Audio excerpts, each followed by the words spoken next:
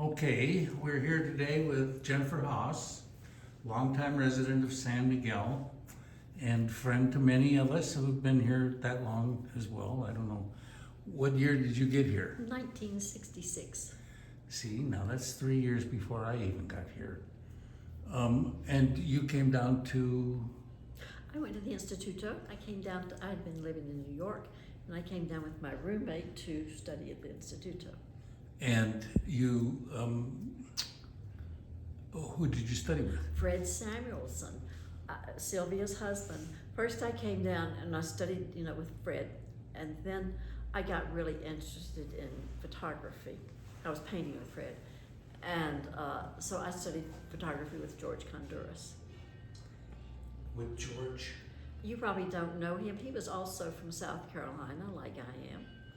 I liked him a lot. I think I recognized the name. He was here for a while. He was here for a long time. He died of stomach cancer. Okay. So you became a photographer instead of a painter? Is that what the story is? More heavily towards, yes, I paint something every once in a while, but I do photography mostly. And then you got married. I did, yes. And you married a guy, a Mexican fellow? From Celaya. Mm-hmm. From Celaya. Yes, he was in a group here called the Finks. It was a group, he played the harmonica, and the Finks was a band, and Eric Schooler was in it. He played the guitar. He was in, the wheelchair. And some other people who you probably wouldn't know anymore, because they were from Celaya or here or there. I know a guy named Beach. Biche Who was from Celaya and played in a group here. could have been him. Well, anyway, he was my landlord for a while. But, yeah, that was a long time ago. It was.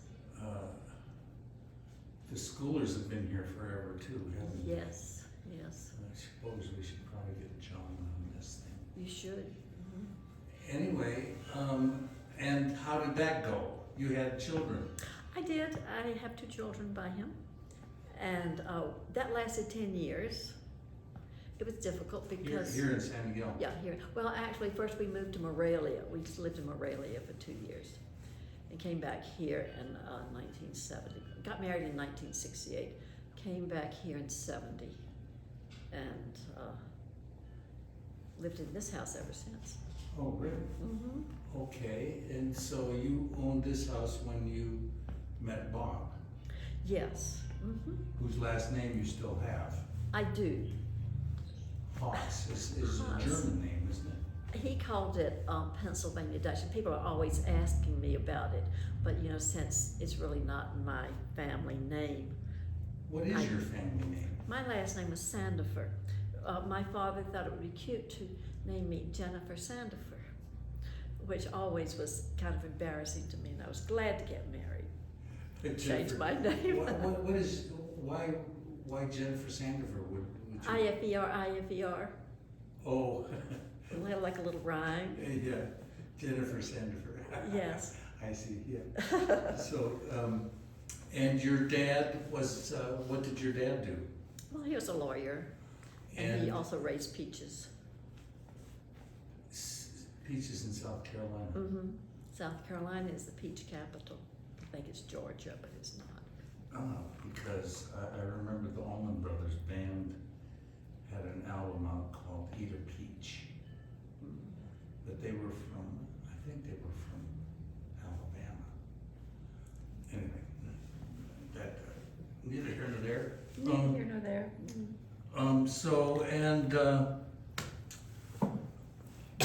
After 10 years of marriage, and your 2 kids were now getting to be, They were like 7 and 10. Well, not 10 because I didn't have David until I'd been married for a year. So anyway, they were young. They were at the Vasconcelos. and did they live with you then, or? Oh no, they lived with me. I actually left for a year and went back to the States for a year during all this, and I came back, but they were always with me. Okay, and so this house was, oh, well, it's just been Yeah, Patsy Bubala built this house. Patsy? Patsy Bubala? Well, she built a number of houses here, and this was the first one she built. She built it for her mother, but her mother died before she could move into it.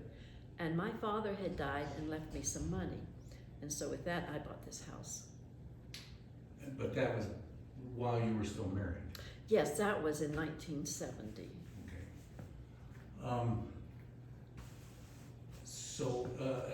And how did you meet Bob?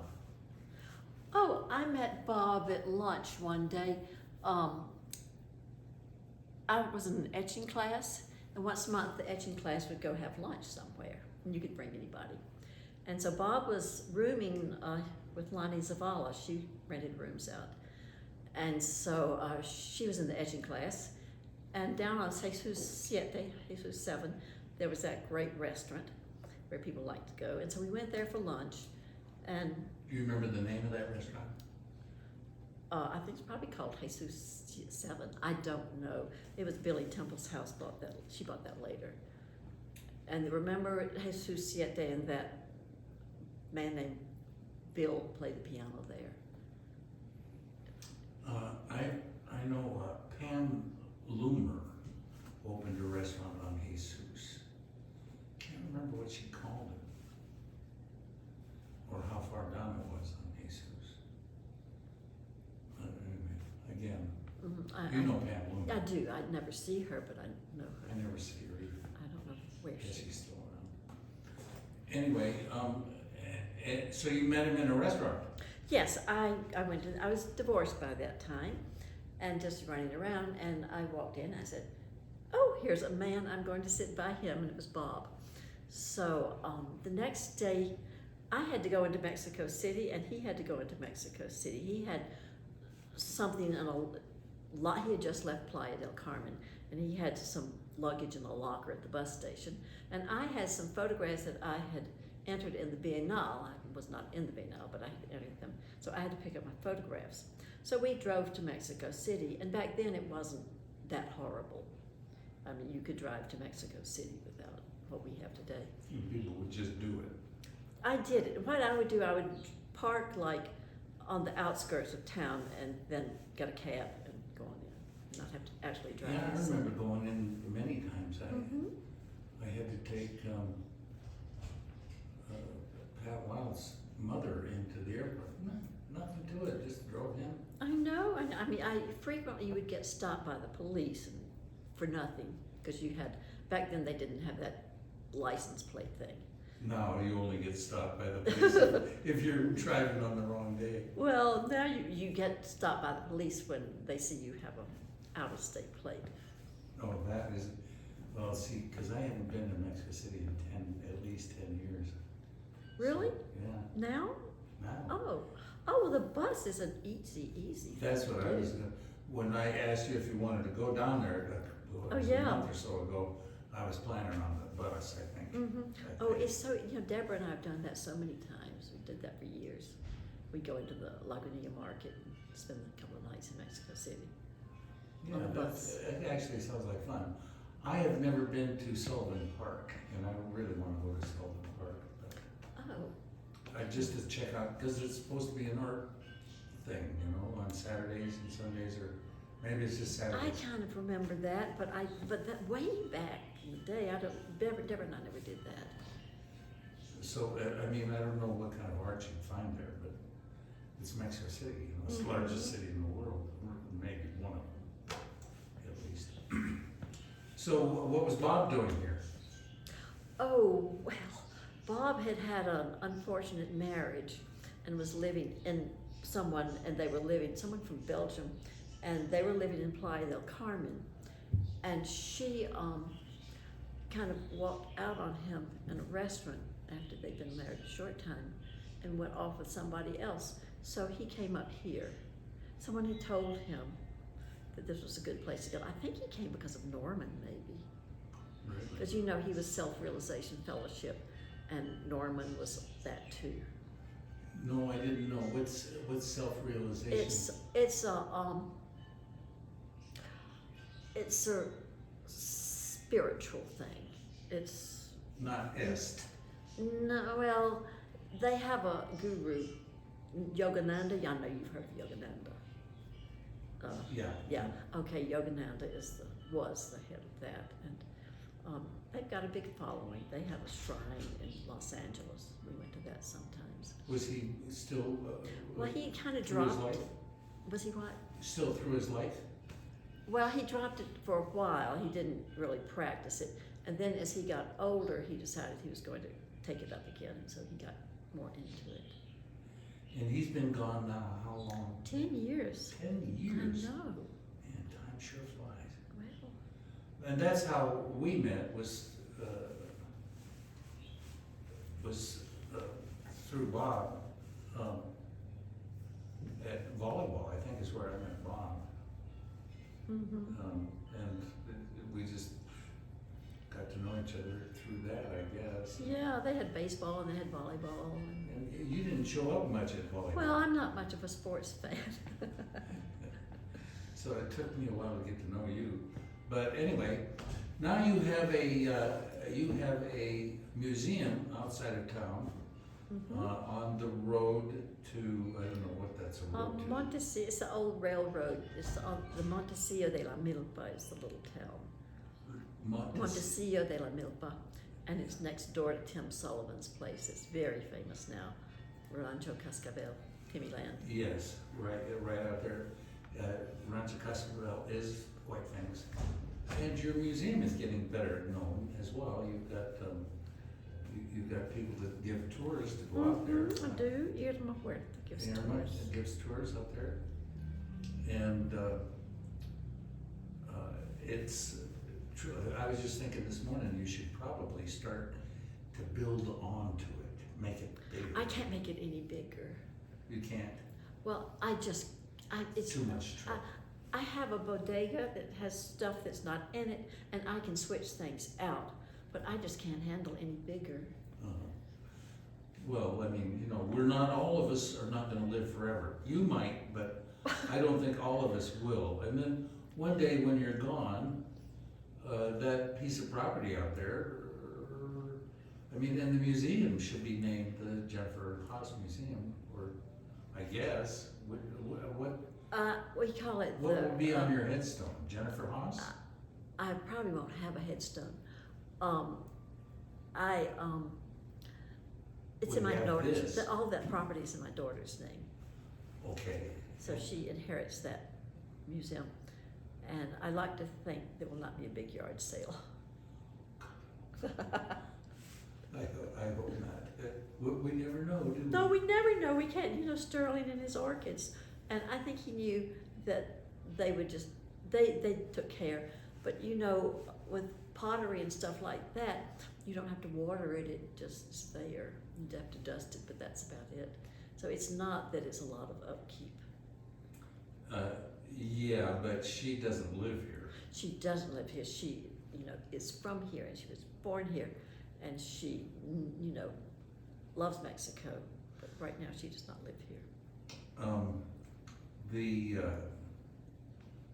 Joseph, who lived out there for many years, Yes. had a big tree farm, I guess. What do you call it? Cactus. Cactus. Yeah, yuccas and exotica. What was that one that he was doing so well with the Oh, the Desolarian. Desolarian? I think that's right. Anyway, it's I bought one from him, and it's out there at my house. Mm. I can't remember what they called it though. It started with an S. And he said they make booze out of it too, like mezcal, but this is a different kind of booze. Oh, well, there are probably some still out there because, when he died and Justin moved the nursery on down the road, a lot of stuff got left behind. They thought nothing of much, but my gardener has kept them going, and I have a number of those Desolarians still. I'll have growing to go out there. check those out because mine is getting weird looking, and I may need to replace it. But of course, Joseph came out with 2 or 3 guys, and dug the hole and put the, Yes, you know, I it's, didn't have to do anything. it's a big process. Justin probably does that. Yeah. Well, anyway, that, how big is that piece of property? It's pretty good size. 6 acres. 6 acres? Oh, Well, yeah, Sims Murray bought half of it. And when he died, we had first right of refusal, and so we bought his part. from his estate. Yeah. And, well, that would be the thing, yeah. If your daughter, how old is your daughter now? Oh, she's 50-something. And she She has. was born in 71. So, you know, my math has gotten very bad as I get older, but she's like 52, 1, 2. And her daughters, she has She has 2 daughters. 2 daughters, Mm-hmm. and they're 12, They're 16 and 11. 16 and 11. Both of them geniuses, right? Yes, Right. they're all geniuses. All my grandchildren are geniuses. That's, I don't know how that happens, but it seems to happen a lot with people's grandchildren. Mm-hmm. Well, you heard my granddaughter play the piano. Oh, I have, yes, Yeah. it's very nice. Yeah.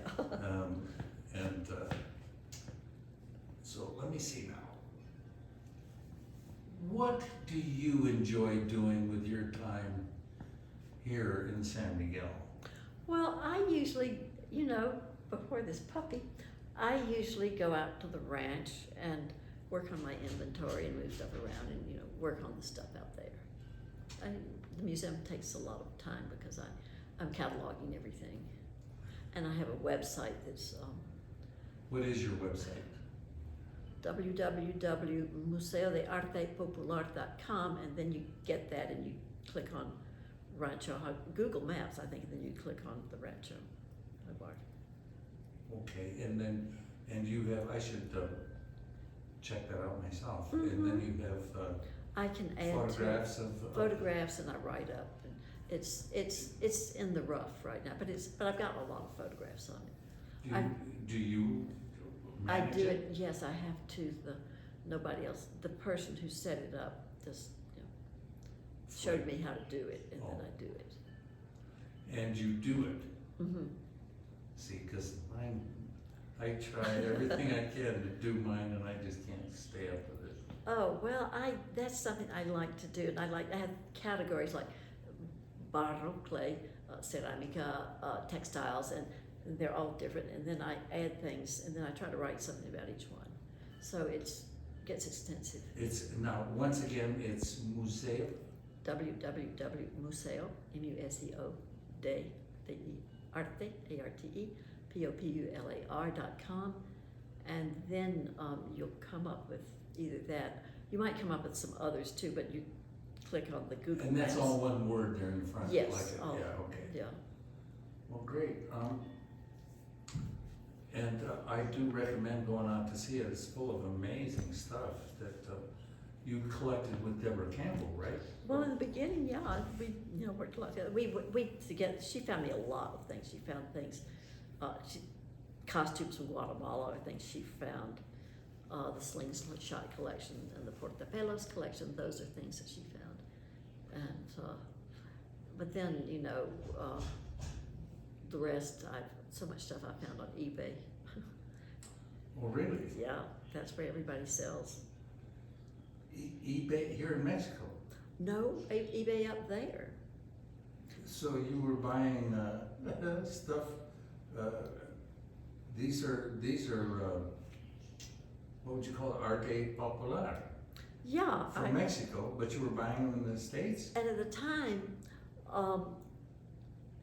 Tim Sullivan had a house in San Antonio, Texas, and he let us use his address to mail things to.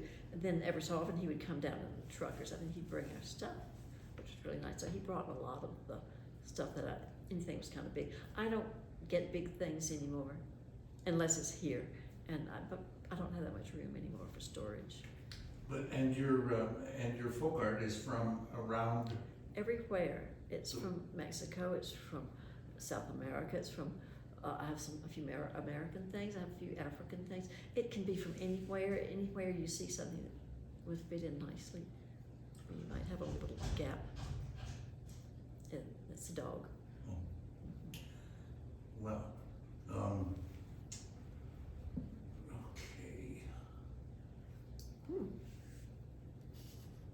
So, and now you have, you also have you share a house in Michoacan with one of your friends. I do with Rosemary Schwartz, and we have a little house in Erongariquaro. I have a friend, well, my friend I came down here with back in '66. She and her husband had a house in Erongariquaro. And so her husband one day called me and said, there's a little house up the street for sale for $14,000. Why don't you and Rosemary come look at it? And we did, and we split it, and we bought this real cute little, very simple house, but it has a little yard, has 2 avocado trees in it. Are there other houses around it? Mm-hmm. $14,000. I know it was a real steal. You could probably get that back in avocados. Probably. No, and it's very simple. I mean, it's like 4 rooms, and you go outside, you go to each room. It's just a strip, but it's cute. It's very cute, and it's so nice to go there and not have to look for hotels and all of that. Has it got 2 bedrooms? Well, it has 2. Rosemary has a bedroom, and I have the living room, and I've got 2 sofas. Well, they're single beds, but they make it into sofas in the daytime, and at night I just make one into a bed. So it's and what's the name of the place? Sinafro? Erongariquaro, and you can just call it Eronga. Aronga. Mm-hmm. Ikoro. Aronga Ikoro. Aronga. Near what? Well, it used to be on Lake Pátzcuaro before Lake Pátzcuaro dried up. It was on the waters were lapping at the edge. So it is near, well, I mean, it's not far from Pátzcuaro, but it's one of the lake towns. It's on the lake. On the Well, it Pátzcuaro was Lake? on the lake before the lake shrank. Oh yeah. Now Now but the lake, so you're now in the, what is that called? The lake bed? I guess, because they turned it into farming. I mean, places that used to be islands had a causeway. They never, they're not islands anymore. My God. Oh, it's So, horrible. yeah. I And mean, they don't know, I mean, they blame it on so many things. They say, oh, there was an earthquake and the crack in the earth made the water drip. But it's our end of the lake. The other end of the lake still has water. It's a big lake. It's like the second largest lake. did you go with Tom and us and a bunch of guys to that volcano we went to? We went inside of a volcano and Paracutin? no, this was near Santiago de here in Guanajuato, Valle de Santiago. I don't think so. Okay. Is that yeah. pretty? It's a pretty place, but they're surrounded by 7 volcanoes, and one of them volcanic formations. But one of them had a lake in the mouth. There's something like that near Yuriria. They have a lake in the volcano, and it was called La Jolla, I think. Well, the lake in this one just disappeared one day. Oh, just one day? One day. Been there since the founding of the town, and I mean, who knows how long ago that was. Doesn't it make you cry? It does. And they said the same thing, that it just went. Evidently, they weren't using it for agricultural purposes when it happened, but even so, freaky. Well, I think a lot of, they grow so many avocados now around Pátzcuaro, Lake Pátzcuaro, and that area. Yeah, And I think that sucks up a lot of water too. yeah. And now they started planting them over by Cedar Wind. You know where Jane Dolan lives? No, I don't. Oh. Is she near you? Well, it's about an hour away. Oh, no. And there's a beautiful lake there, and they've just raised the mountainside and planted avocados. Everywhere. Mm-hmm. Well, at least they're trees and they give off oxygen. And I think they're kind of narco-dominated. Yeah, that's been recent, I think, Yeah. since it's almost legal marijuana now. Okay, well, I have enough that I can edit 5 minutes out of this. Okay. And because 20 minutes was about all they give me on the YouTube thing, so. Anyway, it was nice talking to you. Thank you. And we'll put you on our archive website, and you'll be there forever now. Oh, fabulous. Well, well, one day when you're not filming, I can tell the whole story. You can do it now. No, but you know, there's so much more to it, you know. Then, yes. Back then, it was just. Oh, we used to have some crazy times. I can't imagine you having those crazy times. And Bob never came out and did crazy times with us. What would you call Tom. crazy time? Oh, me and Scott and Tom Frazee and Guatemala Bob and Jason and all these guys grabbing a bunch of people and going out skinny dipping and doing all that kind of stuff. Woo. Skinny dipping in the El Cortijo. Mhm. Well, I'm from South Carolina and grew up in the 50s, so you can imagine that was a lot wilder than you think it was. The 50s? Yeah, I mean, you know, things were really loose back then. You could drive at 14.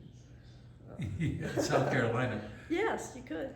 Is that where the Murdochs are? No, they're Yes. from. Is it? Yes, Oh. I don't know them. Oh.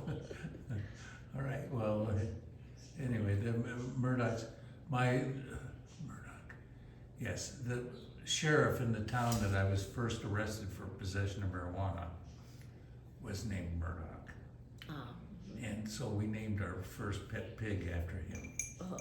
And in fact, I named my second pet pig after him too. So, but anyway, that's another story. Okay. All right. Talk to you later. All right.